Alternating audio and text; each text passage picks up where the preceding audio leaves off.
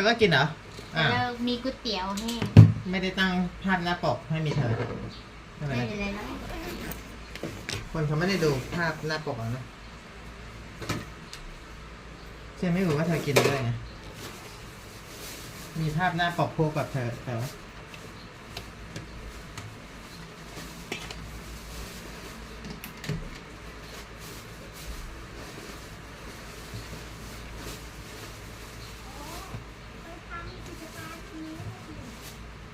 แม่นะแม่เขาพูดกับอ๋อครับนี่มันจะหลุดแล้วน่าเธอใส่ไว้ในกระเป๋า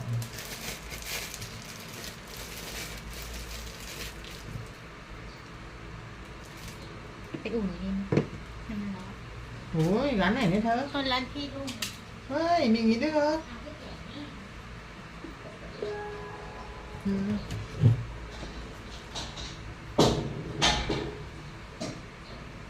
เจ๊ไม่เคยกินก๋วยเตี๋ยวแค่ไหนเคยสิชอบกินจุดตอนเด็กบอกพ่อให้ซื้ออันละ25แล้วเธอเท่าไหร่นี่เหรออ่ะ40โหอันนี้40แล้วนะเดี๋ยวนี้หาไม่ได้ลูกนอกจากไอ้ที่ถูกอะ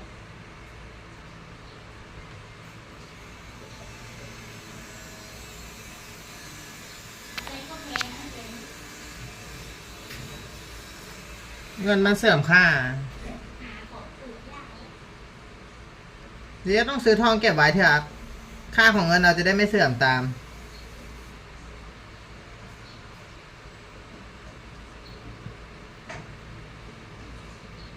เงิน25 บาทมาซื้อของตรงนั้นไม่ได้หรอไงนอกจากตาลจะซื้อกับข้าวอ่ะได้อยู่แต่เราอยากกินก๋วยเตี๋ยวเลยนานๆกินอ๋อเราไม่ได้กินก๋วยเตี๋ยวทุกวันถ้าเรากินทุกวันเราก็อ๋อใช่มันก็เบื่อนะเรากินข้าวทุกวันเนี่ยเราก็เบื่อเราก็จะเปลี่ยนรสชาติเชียร์กินอะไรได้นานๆอยู่ของกินอ่ะอันนี้ฝึกให้กินแต่อาหารที่มีประโยชน์เจ็ดก็ไม่เป็นไร No everyone nice to meet you today is 29 2025 April I'm here at my home Hi Hi nice to meet you 7 people Yeah my body today everyone cell transform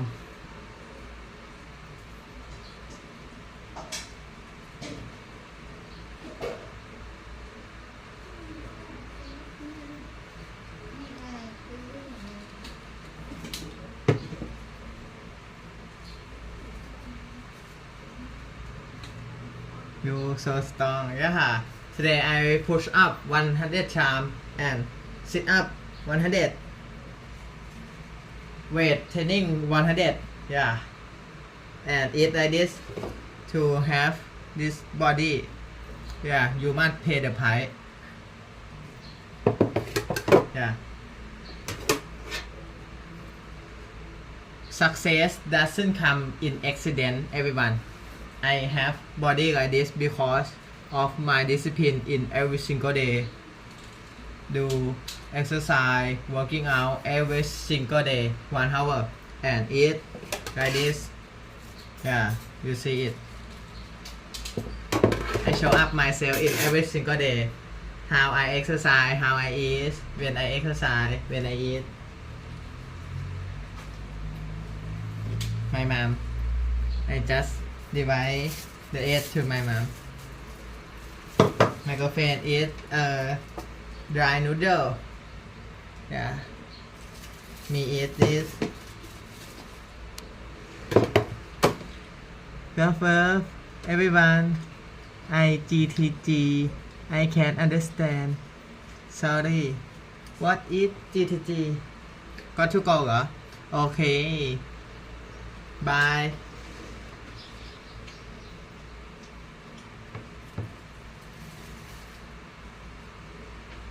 yeah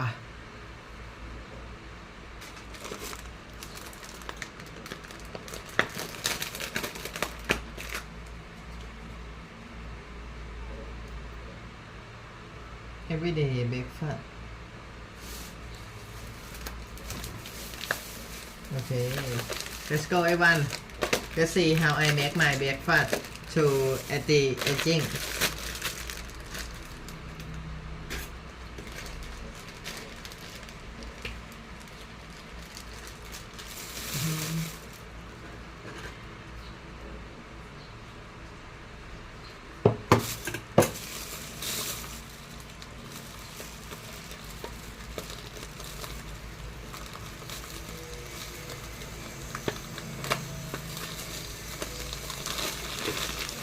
This is chicken sweet curry.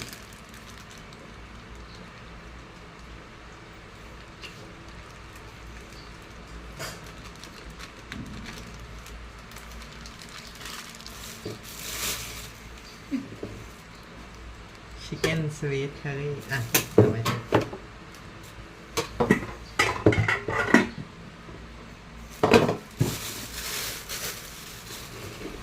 เอาไข่เธอยังไม่เอาไข่ไปให้แม่เหรอ ไม่รู้แม่อยู่ห้อง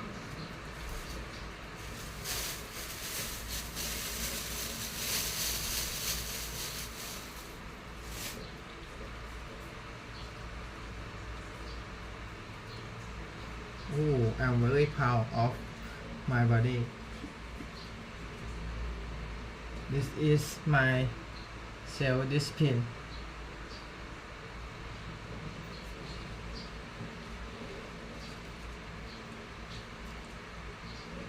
My self-transformation 1 year. Yeah, 1 year to be the body like this.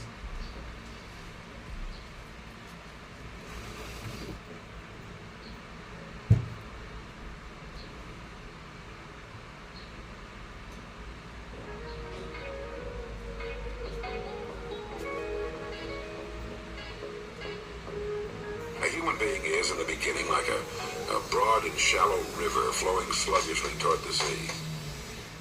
ซื้อรู้ใจผ่านทางเว็บไซต์เลยครับโดยตรงเข้าไปกดแล้วก็ลองเลือกดูชำระเงินได้หลายช่องทางครับ Money. It's the most misunderstood yet most desired object in life. It's like the mysterious person everyone wants to date but is too afraid to approach. But I'm going to let you in on a little secret. You were born with the ability to be rich. Yes, you. But if that's true, why isn't everyone rolling in wealth? What's the missing link between you and your dream life? Hold that thought, because we're about to uncover the strategy that can unlock unimaginable wealth and success in your life. If you're watching this, it's because you have aspirations and ambitions for more. You're someone who's hungry for success and eager to elevate your life to levels you've never thought possible. Today, we're diving into the groundbreaking concepts from the book You Were Born Rich by Bob Proctor. We're going to explore the innate power within you to not just wish for wealth, but to command and attract it. So grab your notebook and get ready to change your life forever. Let's begin. 1. You're richer than you think. Stop. Take a moment and look around you. What do you see? A life of missed opportunities? A bank account that doesn't reflect your worth? A reality that doesn't align with your dreams? Now what if I told you that all of this is an illusion? A mirage that you've convinced yourself is real? You see, you were born rich, not in the silver spoon in your mouth kind of way, but in a manner far more significant. You were born with a mind, a tool more powerful than any vault of gold or stockpile of cash. Yet here you are, living a life that's a mere shadow of what you're capable of. Why? Because you've bought into the illusion of poverty, the false narrative that you're not enough, that you don't have enough. Let's get one thing straight. Your current circumstances are not a life sentence. They're a starting point. Your mindset is the compass that can navigate you out of this illusion and into a reality brimming with opportunity, wealth, and success. But to do that, you need to shatter the mental barriers holding you back. You think you're not smart enough. Albert Einstein's teachers labeled him slow and mentally handicapped, yet he became the epitome of intelligence. You think you're too old? Colonel Sanders founded KFC at the age of 65. You think you're too broke? Oprah Winfrey was born into poverty and became a billionaire. Today we're tearing down the illusions and unlocking the vault of your mind. We're diving deep into the untapped reservoirs of your potential to unleash the wealth you were born with. So if you're ready to break free from the chains of your self-imposed limitations, stick around. This is not just another video. This is your wake-up call. 2. The prosperity consciousness. Let me ask you a question. What percentage of people do you think achieve true wealth? 30%? 10%? 5%? The truth may shock you. Only 1% of the world's population has achieved millionaire status.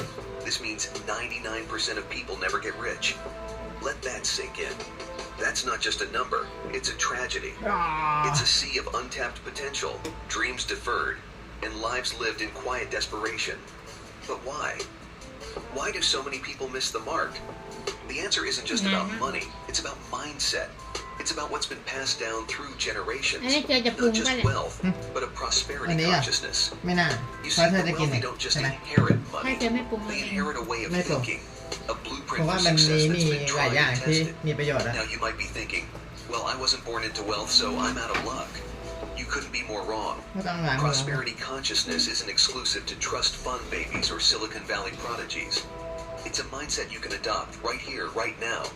You can break the cycle, shatter the mold, โอ้โห and แม่ defy the ให้แฟ statistics. น Money making is not a talent you're born with. It's a skill Welcome. you develop. Just Hey. like playing the piano or riding a bike, you can learn the art of wealth creation. But here's where most people get it wrong. They focus on the surface level stuff. Want to start a business? Start with an address. Choose from a range of domain names and fresh new domain extensions. I've always been jealous of Winston Churchill. There's a quote, by the way, the history of innovation is the bed, the bus, and the bathtub. It's all เจอหาเจออย่างหมอกดำ นั่งเลยครับ เจออย่างนี้ มาครับ always these moments when we're not really thinking about work, we're kind of doing something else, that good ideas come to us. Winston Churchill, he's sitting in the bathtub and he's dictating a national address to his assistant who's in the other room. She's saying, distinguished ladies and gentlemen, don't call them distinguished. They're not this is the Gary Oldman version. They're not distinguished, you know. Dear ladies and gentlemen, we have gathered together. Get to the point, you know. And I'm watching this going, I would give anything to have an assistant who understood my context and my voice and my intent well enough that I could sit in the bath and they could write my speech. Now, the poorest villager in Palo Alto can have what only Winston Churchill used to have, which is an assistant that has my context and my voice and my intent available to me so that when I'm in the bathtub, I can be dictating. It's always these moments when we're not really thinking about work or we're kind of doing something else that good ideas come to us. Winston Churchill, he's sitting in the bathtub and he's dictating a national address to his assistant who's in the other room. She's saying, distinguished ladies and gentlemen, don't call them distinguished. They're not this is the Gary Oldman version. They're not distinguished, you know. Dear ladies and gentlemen, we have gathered together. Get to the point, you know. And I'm watching this going, I would give anything to have an assistant who understood my context and my voice and my intent well enough that I could sit in the bath and they could write my speech. Now, the poorest villager in Palo Alto can have what only Winston Churchill used to have, which is an assistant that has my context and my voice and my intent available to me so that when I'm in the bathtub, I can be dictating my address. That is absolutely technically possible today.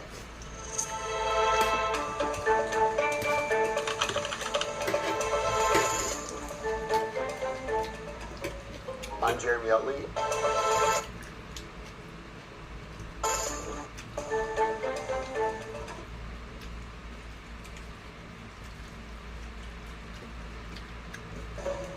I'm Jeremy Utley. That's our food. Do you eat all of it? Yeah, sure.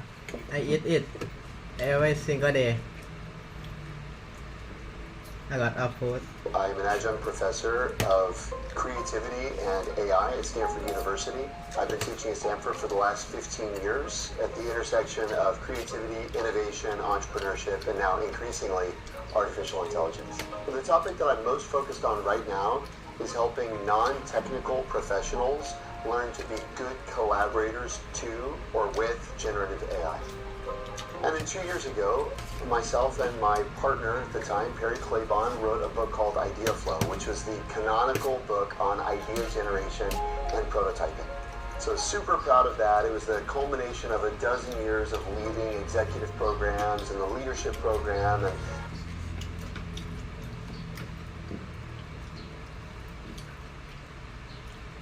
the entrepreneurship program at Stanford. And 1 month after our book came out, ChatGPT came out. To me, the fact that I wrote the canonical book on idea generation just prior to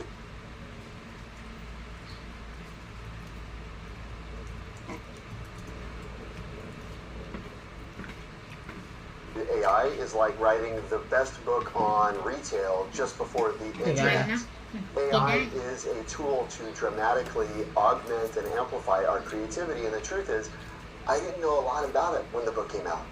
So 1 month after my book came out, instead of going on a world book tour, พยายาม I กิน strapped เป็นชิ้น myself เป็น back ชิ้น into the front row as a เวลาไม่หมดจะ student ได้ไป and ให้ said, พ่อ นี่ไง I ได้ need to แม่ be ได้ learning about this transformative new มันจะได้แบ technology. บแม่แบบ So I started Mayo. taking classes, I started conducting research, Nina. I started working with and studying teams inside of organizations using the tool to understand the simple question, how does generative AI impact the individual and the team and the organization's ability to solve ต้องตักแกง problems? เขียวหวานมั่งจะได้มีรสชาติ ก็คือ You can give an AI a prompt. For example, how should I Ah. answer this question? แป้งข้าวหวาน Or you could give an AI the question, I want to ask how I should answer this question. What's the best way of framing that question to an AI?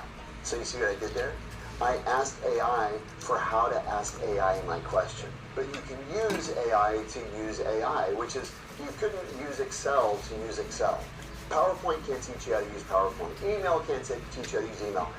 AI, strangely, can teach you how to use itself if you think to ask. Go Can to use your AI to language สร้าง AI model of choice and just say the following. Hey, you're an AI expert. I would love your help and a consultation with you to help me figure out where I can best leverage AI in my life. As an AI expert, would you please ask me questions, one question at a time, until you have enough context about my workflows and responsibilities and KPIs and objectives that you can make two obvious recommendations and two non-obvious recommendations for how I can leverage AI in my work. You will have one of the most enlightening and illuminating conversations you've ever had, and it's all because of AI's ability to evaluate its own work. What I've seen is non-technical employees are able to do incredible things. Here's one example. The National Park Service called me and asked me if I would conduct a training program for a bunch of backcountry rangers. So they gathered a group of about 60 backcountry rangers and facilities managers into a training session. And I spent a couple of hours over Zoom สวัสดีครับพีทเรา teaching folks the basics of collaborating with AI. หนูเพิ่งตื่น โอเคครับ โอ้เนี่ยนอนเต็มที่เลยวันนี้ One of the people in that session was a gentleman named Adam Miner, who works at Glen Canyon National Park. And one of the things I say is you should focus on parts of your work that you dread, parts of your work that you don't enjoy, that you think, I have to do this again. And Adam said, if I have to replace the carpet tiles in the lodge, I have to fill out all of this paperwork. And so to replace a carpet tile will sometimes take 2 or 3 days of paperwork. Then he thought, could AI help me write that paperwork? And in 45 minutes, he built a tool with natural language that saves him 2 days of work every day he makes a statement of work. And then listen to this. Someone got access to that tool and shared it across the other parks. There's about 430 parks in the service. The National Park Service is estimating that the tool that Adam built in 45 minutes is going to save the service 7,000 days of human labor this year. That's the kind of impact that normal professionals can have even without any technical ability, if only they're given very basic foundational training.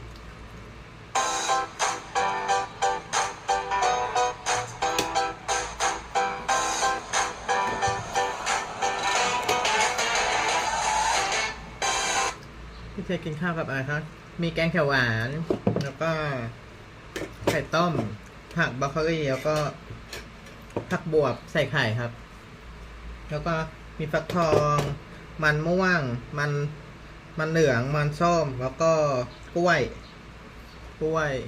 แล้วก็มีแตงโม แล้วก็มีแบรนด์ซุปไก่สกัด กล้วย1 หวี แล้วก็น้ำเปล่า นี่ อันนี้อาหารกินของเชียร์วันนี้ เยอะจัดกินคนเดียวทานเขากินก๋วยเตี๋ยวแห้ง ผักมีแค่นิดเดียวเอง ใช่ ผัก ส่วนใหญ่เป็นคาร์โบไฮเดรตแล้วก็โปรตีน ก็มีผลไม้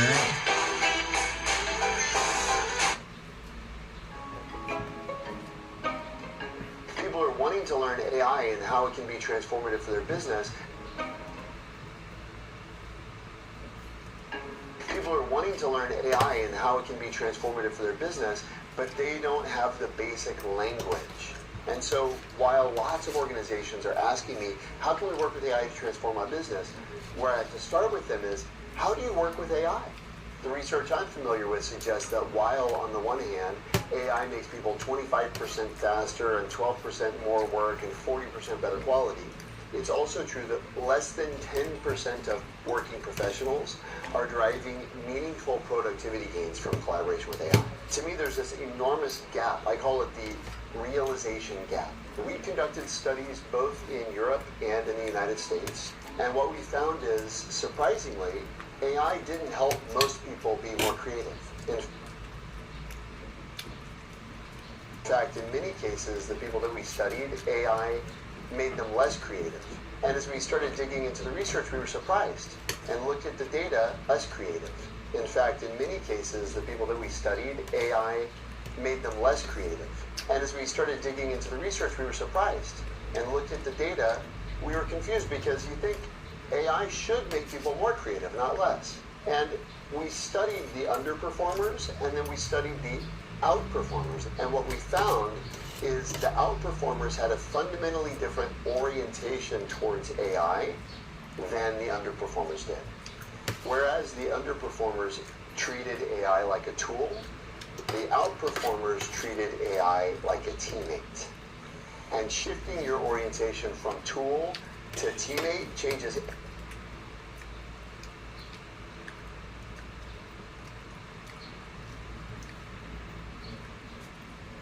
everything about the kinds of outcomes that you can achieve working with generative AI. A simple example is, what do you do when it gives you mediocre results? If it's a tool, you get a mediocre result, and then maybe you improve it, or maybe you say, it's no good at doing that. If it's a teammate who's given you a mediocre result, think about the last teammate who gave you work product that wasn't sufficient. You gave them feedback. You gave them coaching. You gave them mentorship. You helped them improve it. And so what we found is the people who treat AI like a teammate coach it and give it feedback, and importantly, get it to ask them questions. The fundamental orientation a lot of people take towards AI is, I'm the question asker, AI is the answer giver. But if you think about AI like a teammate, you say, hey, what are 10 questions I should ask about this? Or what do you need to know from me in order to get the best response? So things, for example, like you have a difficult conversation coming up with a coworker. Did you know you could leverage a large language model to role play that conversation? You can get an AI to interview you about your conversation partner and then construct a psychological profile of your conversation partner and then play the role of your conversation partner in a role play and then give you feedback from the perspective of your conversation partner on how you approach the conversation. That's something you can do today. And there are many things like that. I call them drills, but there are many things like that where if someone will just shift their consideration set of what are the things I can do with AI, they end up discovering applications that I've never even dreamed of. I've been doing this stuff.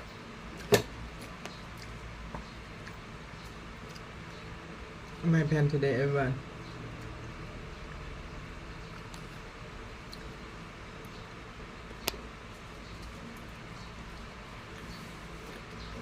For 2 years, and my students are regularly coming to me with use cases I've never imagined that landed them in a destination I could have never predicted and they could never have predicted.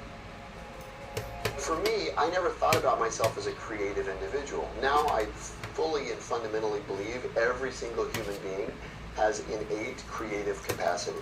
Every single one of us. What the D School has helped me do is unlock others.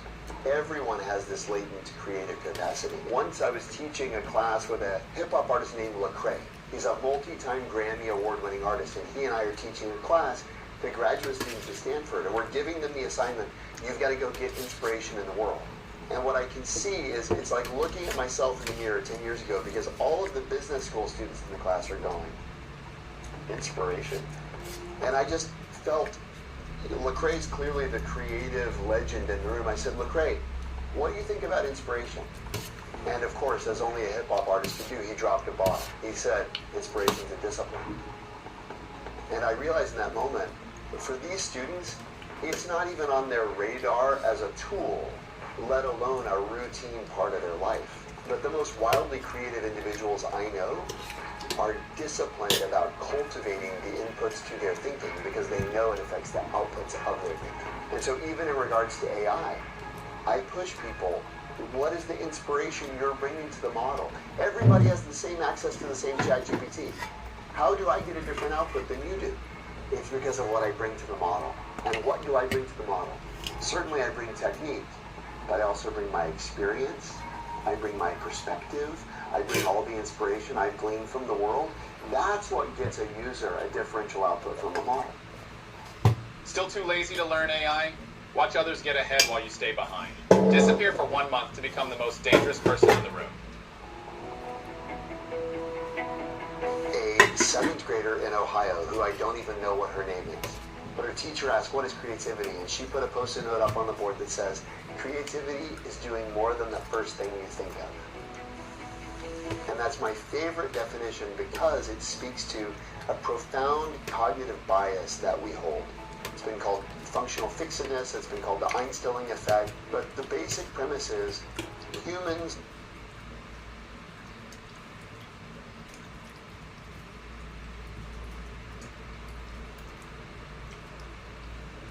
tend to fixate on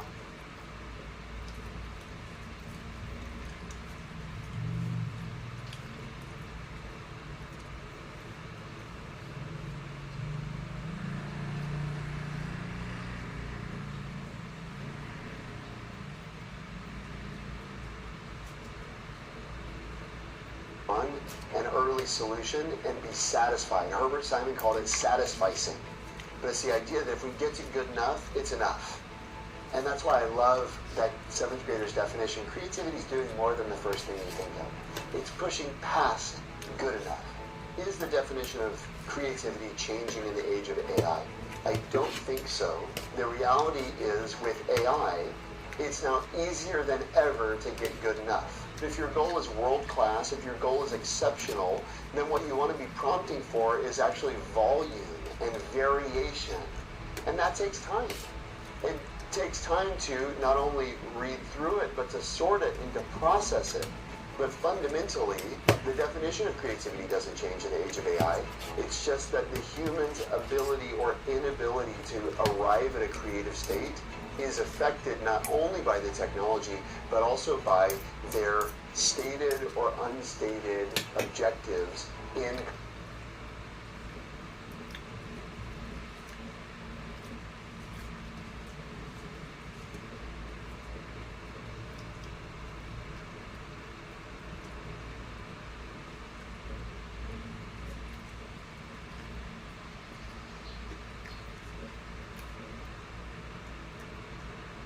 collaborating with it.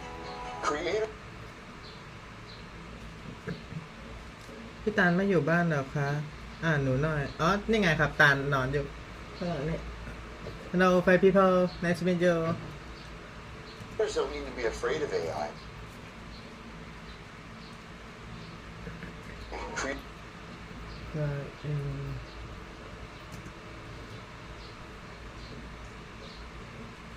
Creators need to dive in, they need to lean in. Creators are about to be unleashed in a way they've never been unleashed before. The only correct answer to the question, how do you use AI, is I don't. I don't use AI. I work with it. When you start working with AI, it will change everything.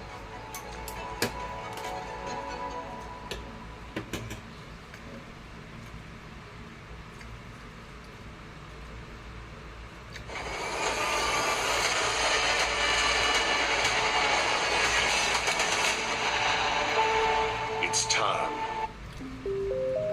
People used to go to school to learn how to do the homework and do the exams. Today, everyone needs to learn how to grade the homework. This is the huge difference. Because someday, if you want to do anything in the world, the first thing you will do is you will ask ChatGPT. The role of a person, if you want to do anything in the world, the first thing you will do is the huge difference. Because someday, if you want to do anything in the world, the first thing you will do is you will ask ChatGPT. The role of a person in the world is going to be to solve problems. So that's why what the world needs now is a large-scale way for everyone to learn how to come up with their own way of thinking, not just how to do the problems. Hi, I'm Po Shenlo. I'm a mathematician. I'm a math professor at Carnegie Mellon University. I'm a social entrepreneur, and I'm also the national coach of the U.S. International Math Olympiad team. If you have 6 matchsticks, how can you put them so that they make 4 triangles? 4 triangles where the side of the triangle is the same length as the matchstick. So if you have 6 of them, you might start putting 3 of them like this, okay? But then you only have 3 more. Now what? Okay, it turns out that the answer is that you take the 3 matchsticks like this, and you use 1 more up here, and you put it down like a pyramid.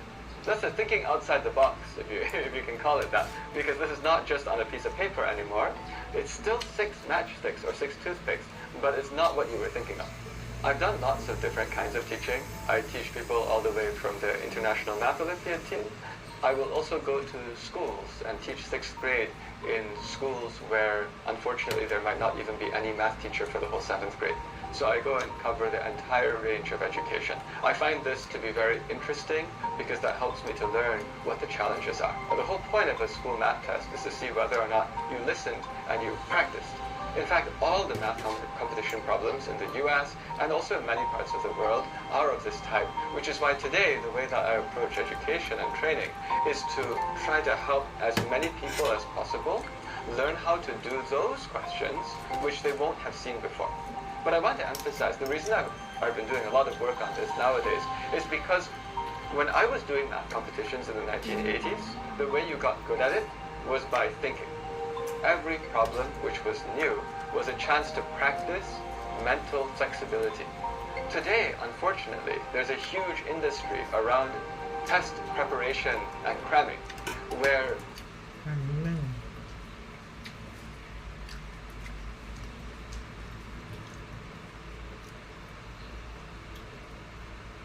people try to help students get high scores on these strange math questions by showing you all of the strange math questions that you might possibly see, and that involves studying for many, many, many, many hours.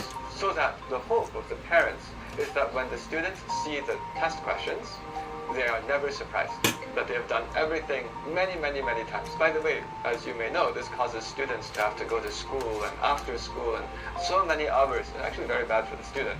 But even worse, it takes away the student's chance to invent. Money doesn't buy you happiness, but money is important for... Money doesn't buy you happiness, but money is important for impact and influence. So in fact, it's very important that the things that we build are capable of generating enough money to create the impact. This just happens to be what drives me. 10 years ago, I had this crazy idea that maybe if we made a website that would collect people's ways of explaining math and science topics, then maybe people would explain the math and science topics, and it would be free, and everyone would be able to learn math and science. And I remember thinking, oh, that can't be very hard. We'll be done with that in a few months. I'm glad I thought that, because I'm still working. So I had this whole thing called XP. We were making a website with free explanations, but that didn't actually have business model of its own. It wasn't generating money. So I had to find some way to support all of that. In 2019, in April, we started creating our own version of that in the United States of America, where we took charge of filming me teaching, and then we had a product which consisted of me teaching math that people could watch recordings of, and they would pay for it. And this made some amount of money. But then this one we still found there were pain points. And finally, about 2 years ago, I realized, you know what? What people really want is to have a live human experience with somebody else who is an expert. The only problem is that's quite rare and hard to find. And there's also another challenge, which is that ideally that person you're talking to is friendly. If the person knows a lot but is not friendly, that's actually not useful either, right? This is the hardest thing to deliver in education because it's the least scalable. Of course, in the entrepreneurship world, we always think about scalability. And yes, you can find one brilliant coach who teaches 10 students, or maybe even 20, or maybe even 100. That's a small scale compared to the size of the world. And then that's when I suddenly realized I can make a giant win-win-win situation. So the main thing that I do now is an ecosystem. It's actually an ecosystem that I invented, which unites many different types of people to all contribute in ways where everyone is winning. One pain point, which was for the people learning math. Then the second pain point was from people who are very, very strong at math already, for which building the EQ would be even better. Although I do want to emphasize, this is helping them finish up to become extraordinary. And the thing that made me realize, the key that made me realize I could put everything together, was an experience that I had about 5-6 years ago, which is that I also took improvisational comedy classes myself. Improvisational comedy classes are acting classes. And I was doing that because I was trying to learn how to communicate better to get more people interested in math. But I realized that even a math nerd like me can take those classes and then become able to talk to a few more people. So then I realized, let me add that. And then I walked over to our drama department and I found out that actually there are lots of people who have extraordinary drama skills who are actually indeed very interested in paid part-time jobs to help to coach the high school students. So that's the third pain point. The third pain point is there are people who absolutely love what they're passionate about what they're doing in the acting and drama world. But there's a practical need, which is, well, how to find a stable part-time job, flexible hours that they can use to support their passions. So suddenly, win-win-win. We have all three lined up, and that's why this thing scales. Actually, the everyone winning is very important because I work with high school students. And so in our company, anytime anyone wants to ask high school students to do anything, my answer to my employees is always, that thing you want to ask that high schooler to do, can we explain to their parent why, for a very busy high school student, that thing is the best thing they can do with their time? If I cannot explain that, they're not doing it. So this is the discipline that we run it to. This is how strongly we make it a win-win situation. We will never have a high school student doing something unless I could explain myself to their parent. We suggested for your daughter to do this because it's really good for her to do this. The thing is, beforehand, it was hard to imagine there would be a way to do that until the answer became, oh yeah, because while doing this, they will get to learn from a Broadway or Hollywood quality actor or actress that's going to help them become extraordinarily successful. Now win. But you see, this took 8 years to come up with, 2 more years to scale. The speed at which we grow is purely just based on how long it takes for people who have middle school children to realize that, oh, there are these classes here where the class looks as good as a Twitch gaming stream and is taught by math geniuses who are smiling. You know, these are things that people could not imagine that you put all together at the same time. And as people discover this, they actually switch over, they start joining our classes, then we can bring more high school students, and the scaling power this can go to is, I estimate that this easily could grow to 100,000 high school students in the US. That's 1% of the US high school students, teaching about 1 million middle school students. If you look at our live program, it looks a little strange because you'll see that the only subjects that we teach is a pretty small number. Algebra, geometry, combinatorics, number theory. Why do we cover these? We cover these because these are a curriculum that teaches you how to think. The only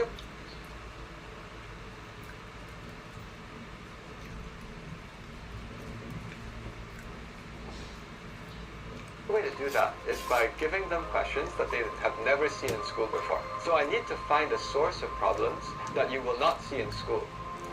Actually, that turns out to be the middle school math competition curriculum because the people making those problems were trying to make problems that you don't see in school. But the difference between the way we do it and the way that lots of the training centers do it is that we are trying to use those as opportunities to make you able to practice the thinking instead of just showing you doing the question that way enough time. So the answer is the topics that we cover specifically chosen because that would be enough to teach a student how to generate their own idea. Our philosophy is if you finish all of that, you will discover that you can learn anything. Our goal is not to make it so that we have classes for you for every year of your life. Our goal is to make it so that as fast as possible, you don't need any classes from anyone ever again.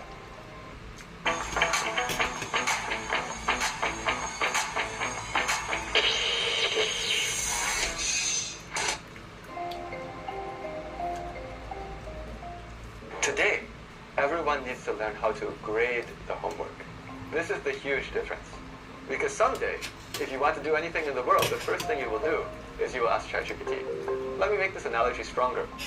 If we look at any good software engineer, most good software engineers, if they're given a task that they have never done before, the first thing they do is to think about some similar problems and search on Stack Overflow to see examples.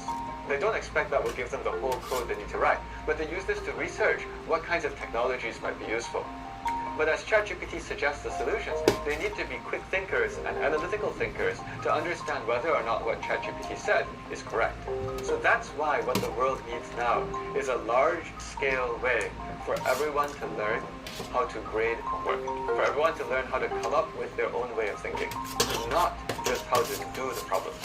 My general philosophy is when you're learning, you should keep challenging and you should not be repeating. In the real world, when you're doing a task, if it's repetitive, you should get ChatGPT to do it, or a calculator to do it, or a computer to do it. But in order to know how to control those well in the real world, you need to learn how to think. And that's the purpose of the learning process. What I do for fun is I like to meet and try to understand people whose backgrounds I don't fully understand yet.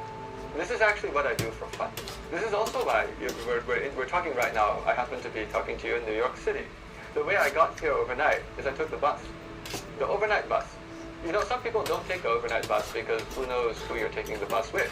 But for me, I'm actually not scared by that. That's just called real world. You can't understand the real world unless you actually start going into various parts of the real world. I think my message of how to create value is you cannot create value if you don't interact with people.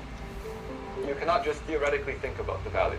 And the more people, the more you can understand people of different backgrounds. Understand means have some idea of how they think. What are their needs? What are the limiting factors? What do they want to do? The better you are at modeling this, the more effective you will be at coming up with a solution. I started going to city after city after city, giving math talks in public parks. I actually set a schedule. I put a schedule on my website and I said, I'm going to go to all these cities and people could just sign up to show up for the talks. And at the beginning, people were wondering, will anyone show up? But actually, there would be like 50 to 100 people showing up at these talks in parks. And by the way, that was a fun journey because in order to do that, I was traveling around from park to park with all the AV equipment, speakers and everything to be able to have a stage in park shelters all around the US. But while doing that, inadvertently, that was customer discovery.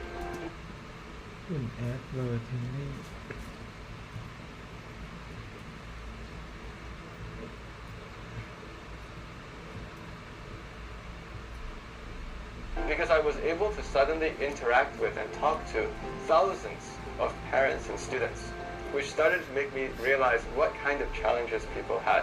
And that's why just probably about 1 to 2 months after that, the big idea came. The big idea of, oh, we can actually have all these middle school students who I've met, they can all learn how to think, all at the same time, while these people who are brilliant become extremely polished so that someday later in their careers, they can be really successful. So that was the idea. It was like, somehow you cannot really find pain points if you're not seeing people. That's also why with a lot of the work that I do, I will go into schools, right? I love to work on education, and I do it in a way where even just last night, I was writing to somebody who is involved with a large network of schools, and their schools, I believe, serve students who are also disadvantaged. Now, instead of just putting money or putting resources from my side, what I said is, I'm very interested. can we arrange for me to go into some of your schools and teach 6th grade? What I'm explaining is that the way I do anything, if I want to work in a sector, I go and myself step in and start doing the work and see what happens. And this is actually how I came up with all these ideas. Because actually the ideas that I'm doing are all things I've personally experienced myself.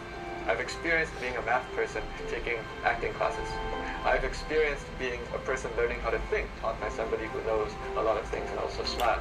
So all the different parts gave me these ideas. Now I can understand why you identify you as a social entrepreneur.